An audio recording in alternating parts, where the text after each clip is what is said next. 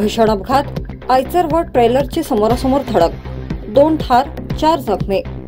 पांढरकवडा यवतमाळ रोडवर आयचर व ट्रेलर वाहनामध्ये समोरासमोर धडक झाल्याने या भीषण अपघातात 2 ठार व 4 जखमी झाले असून 200च्या वर बकऱ्या ठार झाल्याची घटना आज दिनांक 2 मे गुरुवारला सकाळी 9 वाजताच्या सुमारास रुंजा गावाजवळ सायखडा पाथरी रस्त्यावरील वळणासमोर धाबाजवळ घडली आहे. या अपघाताची माहिती मिळताच पांढरकवडा पोलीस स्टेशनचे पोलीस पथक घटनास्थळी लगेच रवाना झाले असून घटनास्थळाचा पंचनामा करण्यात आला आहे. प्राप्त माहितीनुसार यवतमाळवरून भरधाव वेगाने येणाऱ्या आयचर वाहन क्रमांक MH40 सिटी 5558 ला वणी येथून जाणारे ट्रेलर क्रमांक MH40 CM 2858 यांच्या समोरासमोर जोरदार धडक दिल्याने या 2 इसम मृत्युमुखी पडले असून जवळपास 200च्या वर शेळ्या जागीच ठार झाल्या आहेत, तर 4 इसम गंभीर जखमी झाले आहेत.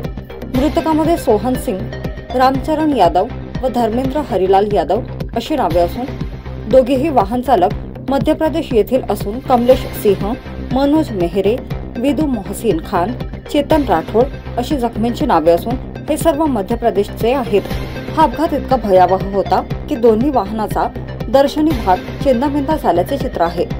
या अपघातातील जखमींना ख्रिश्चन हॉस्पिटल उमरी येथे भरती करण्यात आले, तर मृत व्यक्तींना उपजिल्हा रुग्णालयात पांढरकवडा येथे पाठवण्यात आले.